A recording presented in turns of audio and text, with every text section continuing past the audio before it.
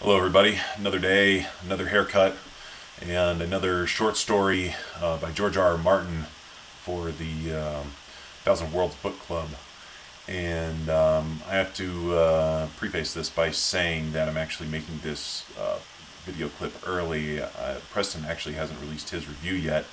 Unfortunately, I'm coming up on some professional obligations here that will may keep me tied up for the foreseeable future, and I wanted to make sure I got this video recorded and done with before that happens, so I can post it in a timely manner. In any case, let's get into this one, House of the Worm. And let's start off by talking about George R. R. Martin's story style for just a brief minute here.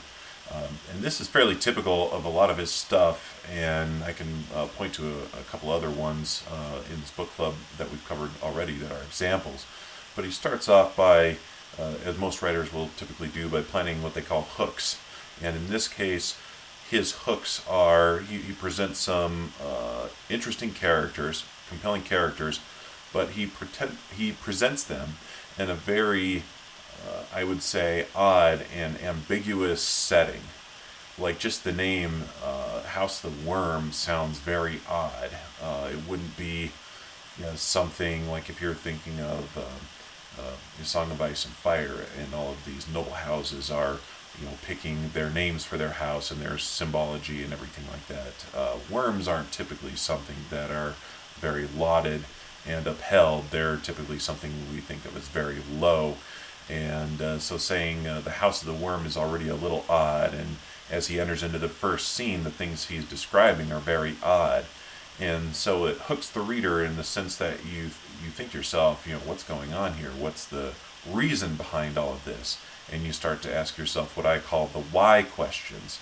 And then throughout the remainder of his stories, as the story progresses, you'll get kind of I think of it as a spiraling effect, where he starts off very small, and then as the story progresses, it kind of spirals outward and outward, and you learn more and more about the characters, and then you also learn more and more about the setting.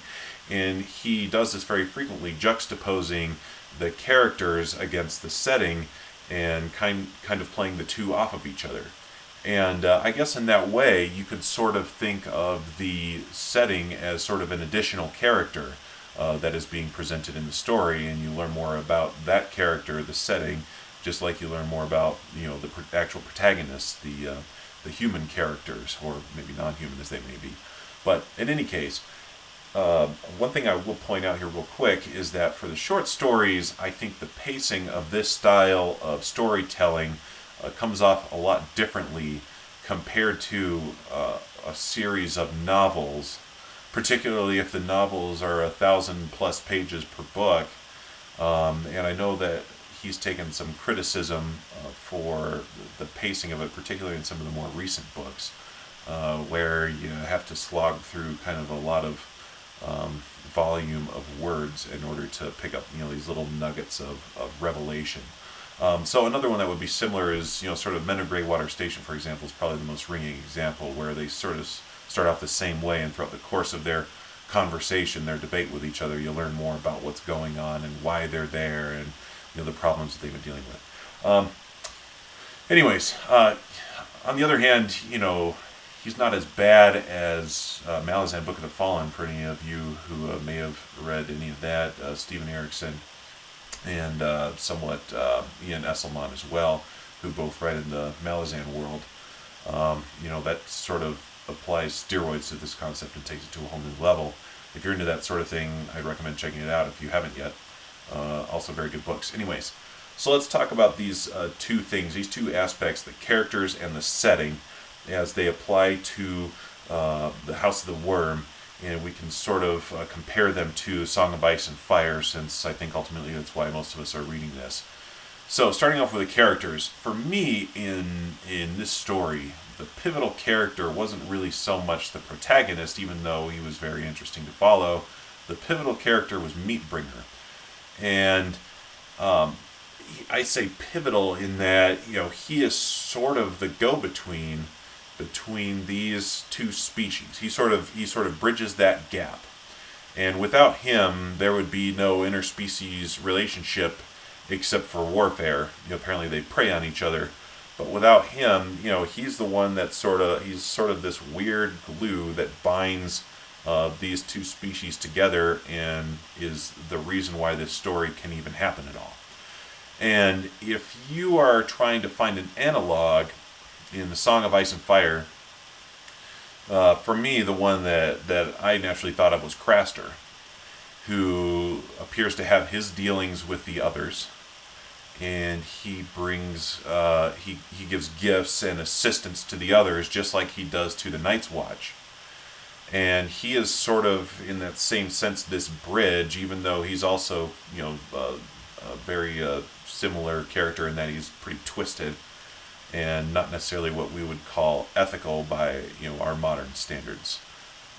He is still sort of that character who's trying to foster that relationship. Maybe not intentionally, but that's essentially what he's doing. Unfortunately for him, he gets kind of cut out of the picture, and that relationship ends without anyone having this, come to Jesus moment. Hey, we should all be friends, like what happens with the House of the Worm. But I guess the other one that I thought of as well, even though this doesn't appear directly in the Song of Ice and Fire novels as we've read them, but it's part of the lore, is the Night's King. And he is bridging that gap in a much more intimate manner, and obviously views the others in much more familial and humanistic terms than do the characters that show up in the novels that we read. And this thought occurred to me while I was thinking about this. Perhaps the Night's King is the reason why the Night's Watch has to take this vow of celibacy. Not so much because they're worried about the people in Night's Watch, the men of the Night's Watch, sleeping with women on their side of the wall. And actually, in fact, the books pretty strongly hint that there's prostitutes in Moletown that actually serve that purpose. It's more that they're worried about the men of the Night's Watch sleeping with women on the other side of the wall, aka the others. Anyways, two strong cases for analogs in the Song of Ice and Fire as far as the characters are concerned. And now let's talk about the setting here briefly. And in a lot of George R. R. Martin's work, he likes to focus on this concept of an apocalypse and how characters respond to, well, maybe not necessarily characters, but more like species respond to apocalypse. And if we just review the stories that we've read so far, we have the hero, which is kind of, the exception. There really isn't an apocalypse specifically implied in that story. Then you have Greywater Station, where an apocalypse is somewhat implied, somewhat for the characters because they're facing annihilation, somewhat implied for the human species because they're facing extinction as a result of this war. But even then, that's not such a strong example. But we get to Bitter Blooms, and suddenly there's an apocalyptic event that is very strongly implied, even though it's not specifically explored. But you get a spaceship right in the middle of a otherwise, sort of medieval setting or Renaissance setting, or whatever you want to choose it to be, and you get the impression, hey, they used to be at this level of technology, and they have dropped to this, so something must have happened that caused that. And now we have the House of the Worm, where it's very blatant. Apparently their son is dying, and in response to this apocalypse, life has evolved. It has found a way to adapt. Obviously, they're living underground in tunnels, and there's also some bioengineering that's been implied to happen. And then we also see that there's this new species that has emerged, and I guess he leaves it appropriately ambiguous, as he very often does, about the origins of this particular species, but we can probably somewhat safely assume that they may have been humans at some point in time, and throughout their prolonged life living in the depths of these tunnels, they have evolved into a different species that is more ready to live in this type of an environment. If we present this in the context of Song on Ice and Fire, and we're trying to look at analogs for this, we have some micro-scale apocalyptic events, I'll call them, that we have heard of that have happened. There's for example, the shattering of the land bridge that used to connect the two continents, and it was the creation of what's now called the Stepstones, which apparently this was performed by the children by some magical means, magic in quotations. There's also the Doom of Valyria, which destroyed that region and was a major event for the people living there. And we also have the Long Night. And Preston has touched on this a little bit, and his theory is that it's something akin to a nuclear winter.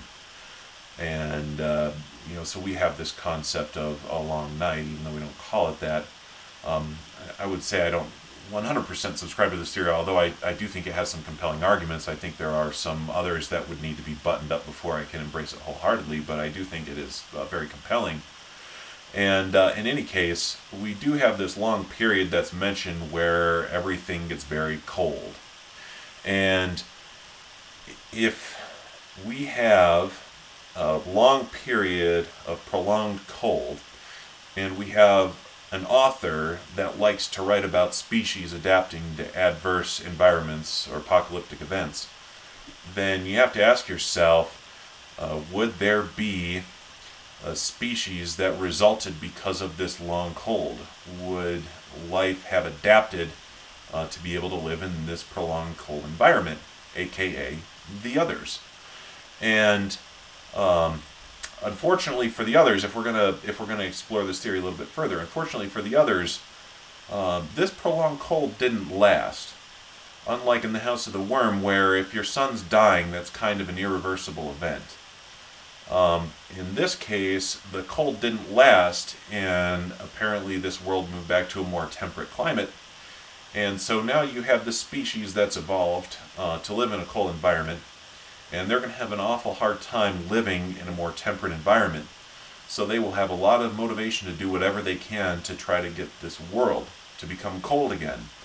And this may be, by extension, an explanation for why this world keeps experiencing such irregular seasons, and in particularly prolonged winters, is that perhaps the others are using some currently unexplained means of trying to make this world cold again so that they can live. Perhaps they view this as just a issue of species survival. And I have thought to myself several times over George R. R. Martin's work, and I think this one currently probably smacks the most strongly of it, that he has this moral ethical standard of biodiversity, and that if you can encourage biodiversity and preserve it, that is a very lofty moral ethical accomplishment. And I think it features very prominently in this story if you read it in that context, this story being The House of the Worm. And I'll see how the Song of Ice and Fire wraps up, and if that gets presented in there as well. Anyways, guys, I'm really enjoying this book club, and it's been kind of eye-opening for me. I'm really starting to think that the reason Song of Ice and Fire is such a good story is because George R. R. Martin is, really combining the best elements of all these previous stories that he's written, and he's sort of assembling it as one single written work. In that context, he didn't really start writing Song of Ice and Fire in 1996. He started writing it in 1971. So if he's been writing it for that long, it probably better be a pretty dang good story.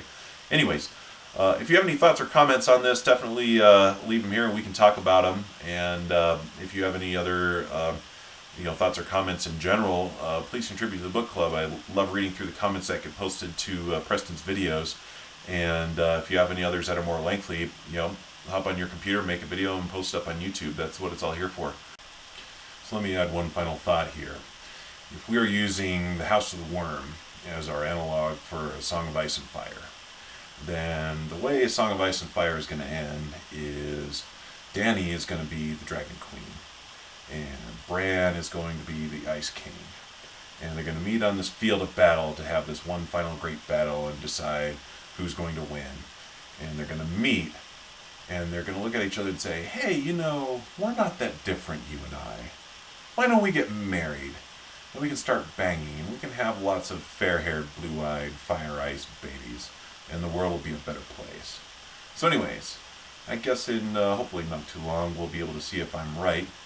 But until then, we will wait for the next story in the book club, and we'll see you later. Thanks, guys.